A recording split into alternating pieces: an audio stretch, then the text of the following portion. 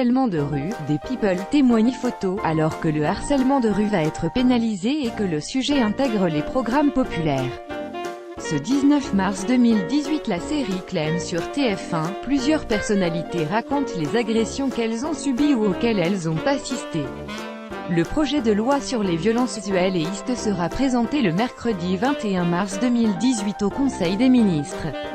Un volet sur le harcèlement de rue devrait pénaliser jusqu'à 1 500 € ce type de délit qui est, par ailleurs, l'un des sujets abordés par la série populaire Clem, diffusée ce 19 mars 2018 sur TF1. En marge de cette actualité, un certain nombre de personnalités se sont exprimées sur le harcèlement de rue, subi ou constaté.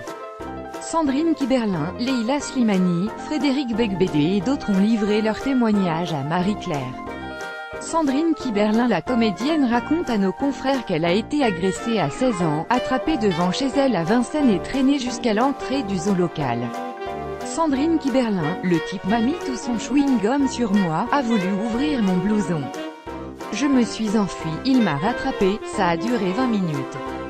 Les gens qui passaient pensaient que je m'engueulais avec mon mec. Sandrine Kiberlin a porté plainte, dressé un portrait robot de son agresseur et permis son arrestation.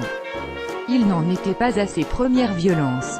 La comédienne confie qu'aujourd'hui encore, dans la rue, elle a un réflexe qui date de ce moment-là. Kerenan, la chanteuse-compositeur Kerenan, évoque dans les colonnes de nos confrères la fine ligne entre la sensation et la sensation de haine et de rage qu'on peut trouver pour se défendre. 2 fois, j'ai eu la chance de trouver un élan qui m'a permis de me sortir de situations qui auraient pu mal finir. Frédéric Becbédé, l'écrivain et réalisateur Frédéric Becbédé confie un exhibitionniste m'a montré sa bite. J'avais 10 ans.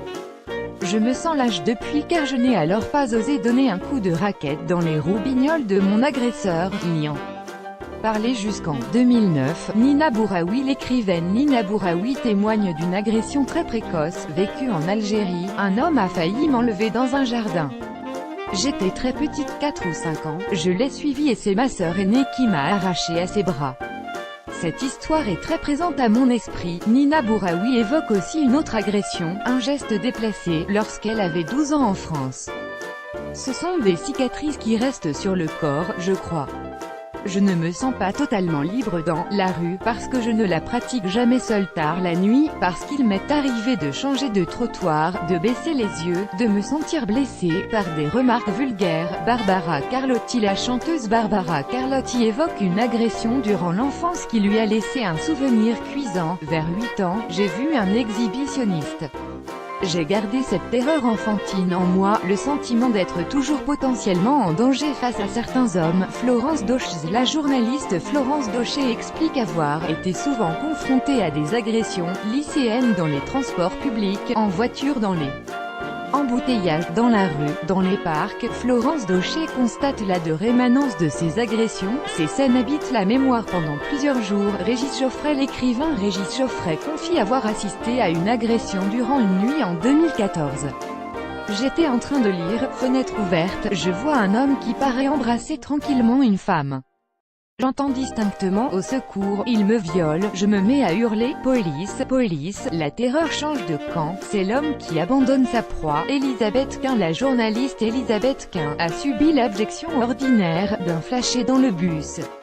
Assis à côté de moi, il a sorti son euflaxide. Elisabeth Quint confie avoir été médusée par l'agression et n'avoir pu alerter les autres passagers. 15 ans plus tard, dans le métro, un jeune type a touché les fesses d'une femme qui s'est retournée, lui a collé une baffe en l'abreuvant d'injures. J'ai jubilé. J'étais vengée du flashé. Caroline Roux, la journaliste Caroline Roux explique avoir été suivie après un départ tardif du travail, en pleine nuit, dans une rue déserte. J'ai collé mes yeux dans les siens et je lui ai jeté au visage le livre que j'étais en train de lire, un pavé de 900 pages. L'histoire s'est heureusement bien terminée. Leïla Slimani, l'écrivaine Leïla Slimani confie avoir déjà subi des agressions verbales d'ordre UEL qui m'ont terrorisée, et ce un peu partout en Europe, dans le métro à Paris, dans les rues de Casablanca, dans un bar à Budapest ou sur une terrasse de café en Espagne. Leïla Slimani regrette aujourd'hui n'avoir pas osé répondre parce que j'avais peur de ne pas être à la hauteur si le conflit devenait physique. Diaporama réalisé par Arabelle Combet.